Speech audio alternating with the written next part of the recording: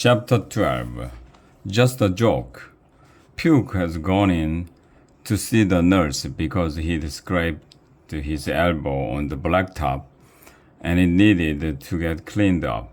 Evan would remember that later.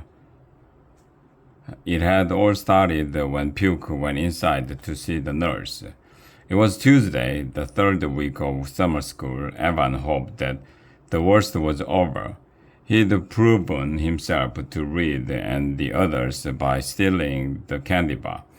Maybe now things would settle down and they could all just hang out. But Evan was exhausted. He'd never realized how hard it was to fit in when you didn't. How much work it was to laugh at jokes that weren't funny or looked the other way when Reed was mean to Stevie or one of the other kids. At least Reed wasn't mean to Evan, and that counted for something, or so he thought. "Hey," said Reed, getting that crooked smile on his face that meant he was about to do something he wasn't supposed to. "Let's play a joke on Puke." Puke hadn't been let back into the group, and Evan still didn't understand why. But he knew enough not to ask questions. Questions made Reed mad, and that was never fun. "Yeah," said Twitch, "let's do something to Puke." Evan allowed himself to drift a couple of steps away from the group, hoping that somehow he wouldn't be included. Maybe if he just kept drifting a little more, they wouldn't notice and he wouldn't have to be part of the joke, which he knew was going to be a little bit funny and mostly mean. Reed was already scooping pebbles from the ground into a large empty Skitter's bag. He twisted the top and handed it to Evan. "Here," he said, "you take these and go up on the roof, and then when Puke walks out, I'll give you the signal and you drop them on his head." He exploded his hands over his own head as if a shower of pebbles had landed on him, and started laughing. Of course, Frank and Twitch laughed too. Evan smiled but shook his head. "I'm not going on the roof. I will get in trouble." Frank and Twitch started to tease him for being afraid, mimicking the way he had said, "I'll get in trouble." But Reed just crossed his arms and scowled at him. "You're no fun," he finally said, and turned his back on Evan. "If I go on the roof, they will kick me out of summer school," said Evan. "Only if they catch you," said Reed. "And how would that happen? You'll only be up there for like a minute.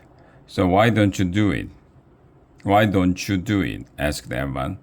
"Because I'm the signalman, which is a whole lot more complicated than climbing on the roof and dumping a bag of rocks." "Well, why can't Frank do it, or Twitch?" Evan knew he sounded scared, and that wasn't allowed. There was nothing cool about being scared. Reed shrugged.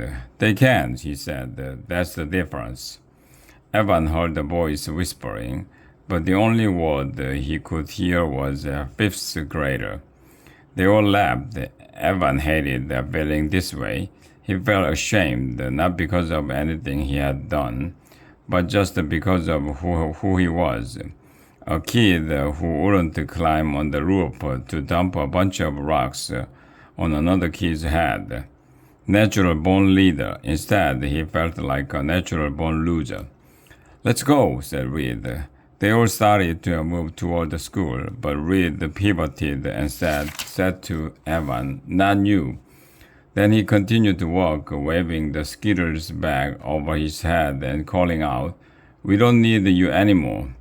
Evan stopped walking, but the rest of his body leaned toward the retreating group. The urge to follow, to be a part of something, to belong, was more than Evan could resist. "Okay, I'll do it," said Evan, surprising himself. It was just a stupid joke. It wouldn't hurt anyone. Puke would pretend to think it was funny. He might even be happy about it. After all, you don't joke around with someone who's not in the group. And Puke wanted to find his way back in.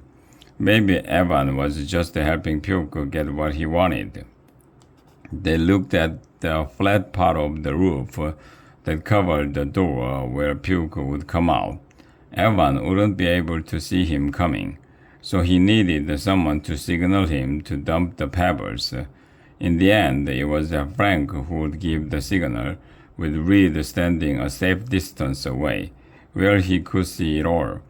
The whole joke depended on Frank giving the signal at exactly the right instant and Evan having quick reflexes so that the shower of pebbles would hit the mark. Too early or too late, and the joke wouldn't work. Evan liked the complexity of the maneuvers. It was like running a well-designed pattern play in basketball. Everyone had a job to do. Everyone had to be in the right place on the right time. He liked the teamwork too. He hoped the Puke would think it was funny and that Evan would be able to scramble off the roof before an adult noticed what was going on. Puke could be counted on not to shout or call attention to the joke. He'd be a good sport about it. Reed would make sure of that. Twitch handed Evan the Skittles bag with the pebbles in it. The top twisted shut so none of the rocks would spill out. Later, Evan would wonder why he hadn't noticed that the bag felt lighter than it should have. But at the time, he didn't think twice. He was too busy worrying about being on the roof. Getting up was easy, the way it had been last time. Evan crept low, keeping away from the edges, and scrambled the last 6 feet on his stomach. His mother would wonder why his t-shirt was so dusty and dirty. And for a second, Evan thought about what he was doing and what his mother would think about it. She had always told him, character is what you do when you know no one is looking. But everyone was looking all the time, and Evan was exhausted by it. He really hoped the Puke would laugh. Maybe it would be something like getting a bucket full of ice water dumped on your head to celebrate a big win. Shocking, but fun. Evan lay on his stomach, his head low to the rooftop, his hands reaching over the edge. He could just see Frank in position. He untwisted the bag, ready to empty its contents. Later, he would be angry with himself. He noticed the smell, but didn't think through what it meant. Frank gave him the pre-signal, a raised arm. Evan watched and waited, the bag held in his outstretched hand, poised over the edge. It was only a couple of seconds before Frank swooped his arm through the air, like a NASCAR official waving the winning flag in a race. Evan flipped the bag over and the contents spilled out. Right away, Evan knew something was wrong. Whatever was in the bag didn't feel like pebbles spilling out, and it definitely didn't smell like pebbles. It smelled horrible. The stuff rolled out of the bag like a spongy cloud of something, leaving a trail of pure stink. Evan just barely caught sight of Reed, with Frank and Twitch and Puke, all laughing as they hurried to the far side of the field. Evan scrambled to look over the edge of the roof to see what he had done. Stevie stared up at him.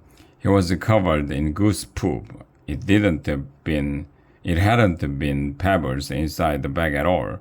At some point, Reed had switched backs. The green grassy poop was in Stevie's hair, resting on his shoulders, falling into the pocket on his t-shirt. He stared at Evan, and Evan stared back at him, both of them confused and horrified. Evan scrambled away from the edge of the roof.